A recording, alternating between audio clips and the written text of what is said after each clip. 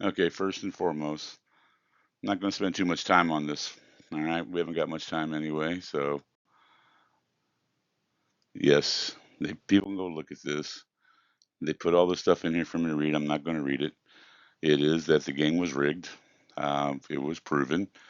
Exactly what they said the Thursday before the Super Bowl. You guys came on. We were having that conversation. You're bragging up how you fixed the Green Bay game.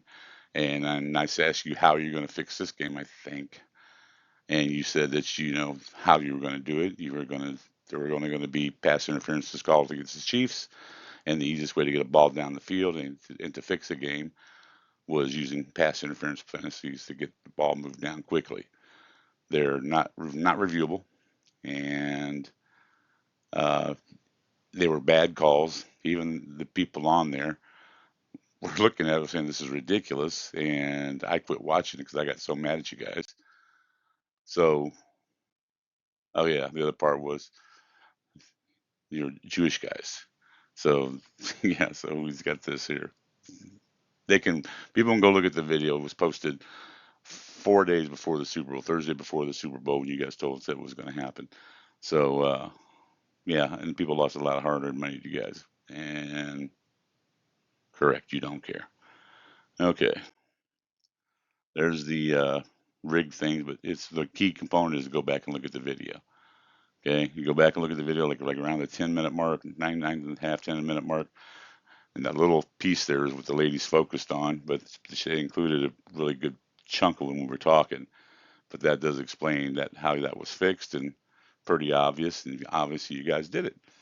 This is the receipt that I think a lot of people have been looking for, but they don't want to step into it because Jewish guys did it. Okay, and okay, just point out you guys were well, not y'all not all here today, but you were all Jewish. So at that, still Jewish, right?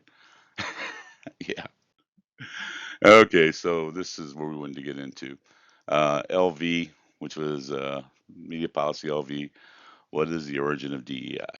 Okay, the origin of diversity was the use of divisive labeling. Okay, they've changed it over the course of the time, but divisive labeling because is more it's what it was. Okay, that's what it was described as when I put this out. To you have to use the media and use the schools that we control or that you control, excuse me. I guess we, because now you guys say I'm Jewish. So, um, yeah, to put in the notes and everything about the divisive labeling. That's where um, people naturally are cowards and they want to read. I mean, just natural cowards. They look for a reason to explain their bad behavior.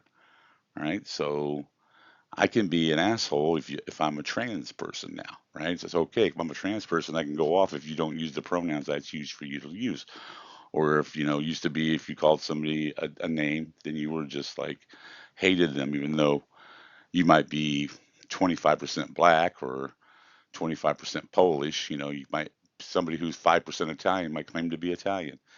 You use whatever it is to kind of make yourself original or different, to make or to join a group that makes you in that group. The problem is when you get into a group, and this is where you get to the next part, because this is divisive labeling is about in your being, right? You have to label yourself one thing and form a group within yourself. You have to disavow your heritage in order for that divisive labeling to work. Person whose parents who is 25% black, 25% white, 25% Asian, 25% Hispanic can choose any one of those things to be that they want, right? That's divisive labeling. Then they exclude everything else. It's more prominent in the black-white relationship than any other. Okay, equity is divide from exclusion. So once you're in that group, once you form a group of transgender or gay or black caucus or Hispanic caucus or female caucus, you have to exclude other people. You've seen the issues going along with this. Any group that you have now has to be exclusive. You have to exclude people that aren't part of your group, just like the Democratic Party, right? They exclude anybody who's not. Try to go to a Democratic event without them knowing who you are. Yeah, without somebody there being able to focus on you. Yeah, so you look at the Hispanic caucus, or you have to have that exclusionary behavior. Now they've changed it to equity. Equity is excluding, is exclusion, not equity. That I don't know what's equitable about it. Inclusion is a variant of the DEI, which is, you know, it was diversity, equity, and inclusion. It's not. It's intolerance. Groups cannot be tolerant of somebody saying anything against their group, or that's where you get into the a man who has a sex change is still a man. He's still a biologically a male. He's just had, he's a surgically altered male, still a male. Okay. Person who says I'm trans, they're not trans, they're what they are. Okay. But they have to be intolerant of people. That's why you notice that Democrats, for the most part, right, left wing, are intolerant of anybody who doesn't agree with what they say. Okay. Um, like they were talking about some of these groups where they would have a group for Hispanic members, Hispanic female both members, but if you're white, you couldn't come to it. So you have to be exclusionary. Okay, you have to exclude other people in order for this to work. See, that allows whites to pick a subgroup, use their coward power to find a group. Hey, good, you put this in here. To find a group using a small part of their heritage to claim a grieved status. And that's what it's about, a grieved status, some form of I am aggrieved. Something's wrong with the people are abusing me. I'm a woman. I'm a gay man. I'm a transgender person. I'm a white transgender. Uh, yeah, it's just, it's ridiculous. Okay. But that's what it's come to. But the destruction of it's going to be fairly simple too. Okay. So the book that this all, you get that it's not really a book. It's just you guys were putting everything together and kept wanting us to try and put it. There was just so much documentation, and people kept taking things out, especially after the first one with the political stuff in it went out, was turned down, was sent back, and we had to redo it again. And that was taken. Even the part in there about what was it when Sanders and Biden were still going, about getting one of those two in and having them resign. And Harris was probably the pick at that time, but you were still fishing around for other women. You couldn't run Hillary because she'd already ran. She couldn't run as a Veep. But so that's enough. I think that we'll post that at some point as another receipt. Yeah, that's where you guys told me it was yours. Yeah, you guys had me listen to Candace Owens, and she said Christ is King, and that really set off the Jewish community because you know I don't agree with the statement. Christ is King. Well, Christ never claimed to be a king, right? And that's something that was put on that's just something that make people mad. I don't like it. But the way you guys took after her really got these ladies here upset about it. Oh, yeah, the video of okay, Rabbi Butt Plug. He was that dude. He really. Oh, and she was a top 10 pick in the stun poll. Yeah, I remember that. But that guy really has some serious issues. Okay. Oh yeah. So this is what you wanted me to point out because this is something that came up is the racist ESPN and their group of devout racists. You sent me the one of Ryan the racist Clark. I saw that where he told and how uncomfortable it looked for him when he told Dan Orlovsky was sitting in the chair and he told him get up and get over here because this is where middle-aged white guys sit. And Dan goes really, and he got up and did it. He didn't stand up for himself. And then you told me the reason why he being treated that way, I guess, because on the Pat McAfee show, you said right, he was wearing a cross was out of his shirt, and you don't like that. So it's ridiculous. And then the other thing about same thing you sent me about Stephen A. Smith talking about blue eyes, right? With blue eyes, the devil, the white devil has blue eyes, and with Stephen A. Smith rolling his eyes, going, "Oh, that Sean somebody," and his blue eyes.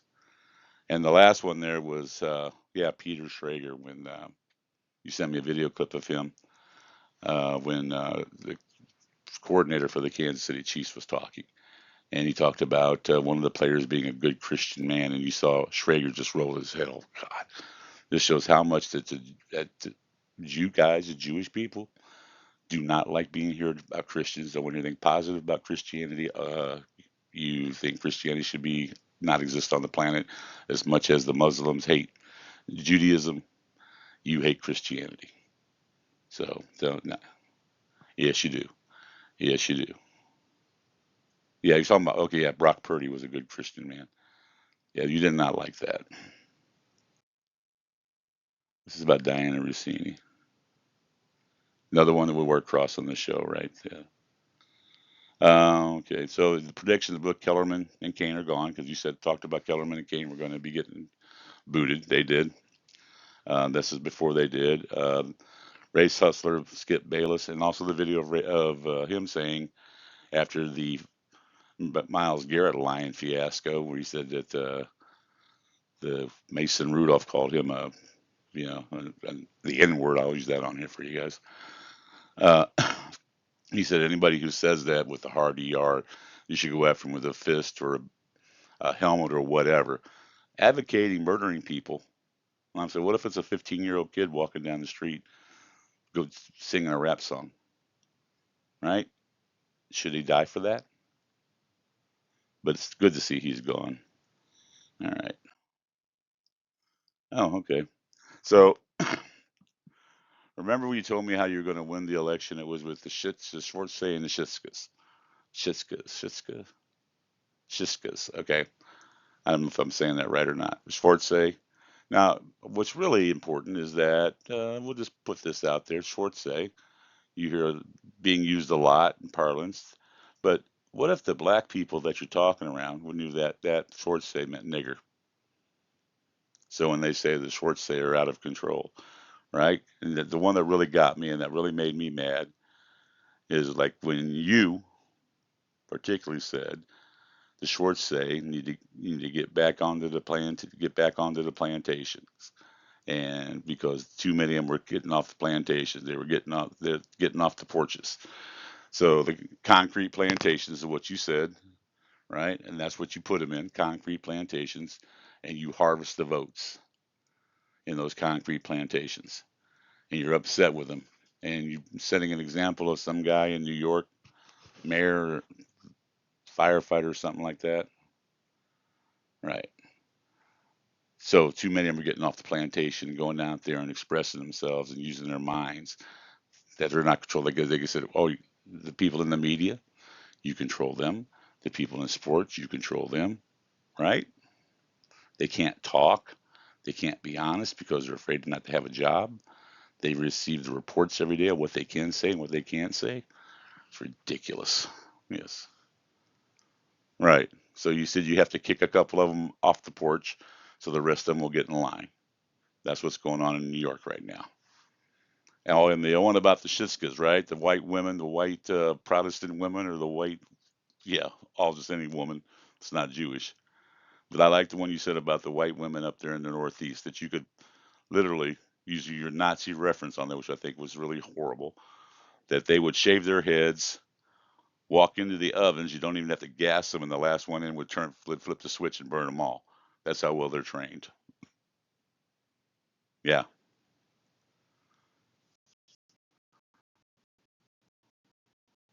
Exactly.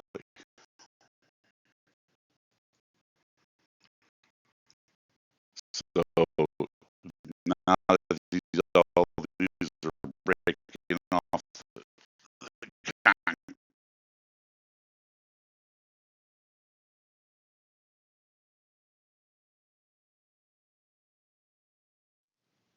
yeah. Sorry about that, you guys. All right. I know you cut that part out. All right. This is the big one for me, and this came from the legal group, right? And about the millions of dollars they're going to make. and where it's going to come from. And the first one is this children being surgically altered, right? Taking these drugs when they've already been, the studies are already in place over in Europe, the countries that first started this, and they have outlawed it. They've banned it, yet you're still doing it here. And the key component of this, and this is what people love, when I told you, I said, what about this one point? And you go, oh, yeah, that's the one we're going to get them on. A child cannot give informed consent for that, for having their body surgically altered or be taking drugs that will permanently harm them. So when a child turns of age, or even before that, they're going to be allowed to sue because there's nothing you can do about it because they did not have informed consent. A child would not understand. An 8-year-old child being given hormone blockers and puberty blockers would not understand what those meant. They can't comprehend it in their minds. So when they come old, they're going to be able to sue their parents, the hospital, the doctors, the drug company. All of them are wide open for that because a child cannot provide informed consent. Simple as that. Defeat the argument. I know you can't. Thank you. Listen to him. Billions. This is going to, people doing studies. These schools that are backing these studies when they're not using the studies that were actual research that have been done on actual victims of this that they've seen in Europe. Child can't give informed consent. So when they become of age, damages that were done to them by their parents and others when they were not able to comprehend it makes them wide open to lawsuits. So does the doctors, the hospitals, the nurses. Everybody's wide open. And it's, yeah, I know. Oh, this is the one that you were talking about. This is from the book in there as well.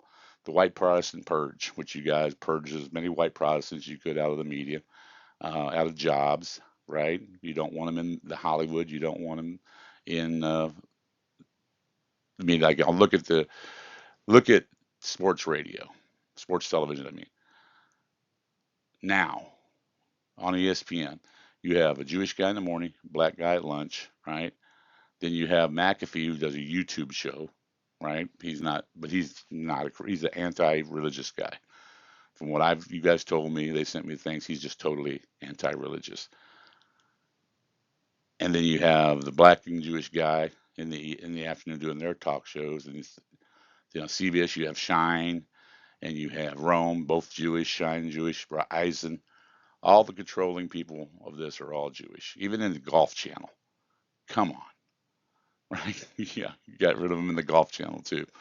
So ridiculous. But they're going to turn around. Now it's starting to come back on you. All this purging that has been done at schools. Uh, Now, when you call somebody white, that can be that's offensive to them, and they can sue you in the school for it. Yeah, it's coming back at you big time.